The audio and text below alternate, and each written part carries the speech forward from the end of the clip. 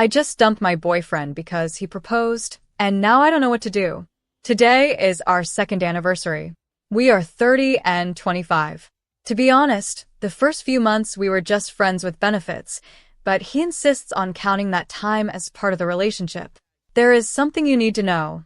I haven't spoken to my parents since I was 16. I won't go into details, but what they did to me was so severe that the fact they never heard from me again is a light punishment. At that age, the only way I found to escape and prevent them from legally forcing me back was to marry my best friend. He knew everything and helped me. We divorced 5 years later, but we remain close. In fact, he's the one who introduced me to my current boyfriend. Everything started falling apart before Christmas. Due to a slip-up in my Facebook privacy settings, my mother found me and messaged me asking if they could see me.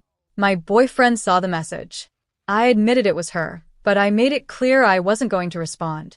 I told him, "I have my reasons, I'm not ready to talk about them, but I will when I can." He said he understood and would wait. Last night, on our anniversary, he got down on one knee and proposed. The ring belonged to my grandmother. My blood ran cold. My parents were the ones who had that ring. When I asked where he got it, he confessed the unthinkable. As soon as he saw my mother's name on that message back in December, he contacted her. He went to see them behind my back, knowing I wanted nothing to do with them. He went to ask for permission to marry me. According to him, my parents were lovely and gave him the ring because my grandmother always intended for me to have it. I kicked him out. I don't know if we technically broke up in that moment, but I couldn't have him near me. My ex-husband, who lived through my trauma in real time, is furious.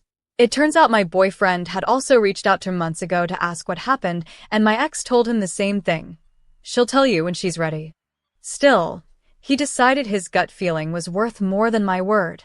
Update: the final confrontation and an unforgivable betrayal. After reading your advice, I decided I had to talk to him, if only to close this chapter. I asked my ex-husband to be there for emotional support. When my boyfriend arrived and saw my ex, he wasn't happy, but he sat down. I started telling him the truth, unfiltered. I was direct and told him exactly what my parents did to me, abuse that no one should ever have to suffer. I couldn't even finish my sentence. He interrupted me and dropped the line that ended everything. "They warned me you would lie." I went blank.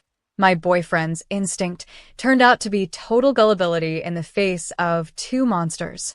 My parents brainwashed him with a fake story where I was an unstable teenager who ran away because they had grounded me for breaking the law. And he believed them, people he met 2 days ago, over the woman he has lived with for 2 years. He even hinted that I should be grateful to him for sticking by me, despite my supposed instability. My ex-husband stepped in immediately.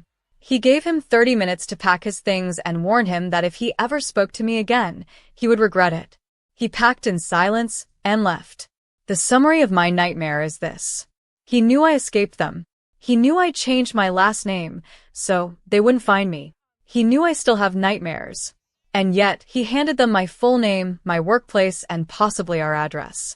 Now I'm afraid. I've blocked my parents, but my ex-boyfriend is still in touch with them. If he tells them we broke up, they could show up at any moment now that there isn't a man in the house. My ex-husband is staying with me for a few days, but I think it's time to find a new apartment and start over. Again, thank you all for your advice. It's not a happy ending, but at least the blindfold has been removed. What do you think? How can someone trust strangers they met a few days ago more than their own partner?